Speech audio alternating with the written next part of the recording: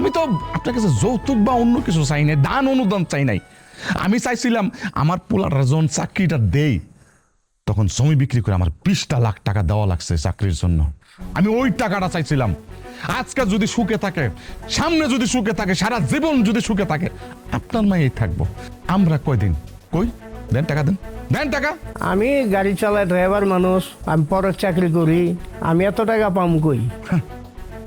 এই তো ভালো বুঝছেন, আপনি মানুষের গাড়ি চালান, আপনি ড্রাইভার মানুষ, কই পাইবেন? এই কথাটা আপনার দেমাগে আগে ঢুকে নাই যে কোন বাড়িতে মায়েরা বিয়া দিতেছেন, কার বাড়িতে যাইতেছে, তাদের স্ট্যাটাসটা কোন জায়গায়? আরে আপনার সাথে আমার সাথে কি যায়? আমি কে আর আপনাকে? আপনি একটা ড্রাইভার, ফোকেননি। আপনি আমার আমার পোলাডারে ছলে বলে কৌশলে মায়েরার লোকে বিয়া দিয়া বাড়ি পর্যন্ত পাঠাই দিলেন। এখন কি করবো, আমার মেয়েটার তো বিয়া হইলো, একটু দেখতে মন চাইছে, এর লেগে আর কি আপনার এখানে আসা। মন চাইছে, মন চাইছে, আর আপনি সরাসরি আমার বাড়িতে আইসা পড়ছেন না? টাকা তো দিবার পারবেন না।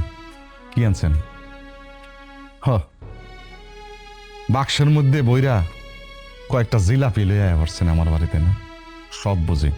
শোনেন, তার মতো ছোট লোক ড্রাইভার আমার বাড়ির ত্রিসীমানে যেন আর না দেখি।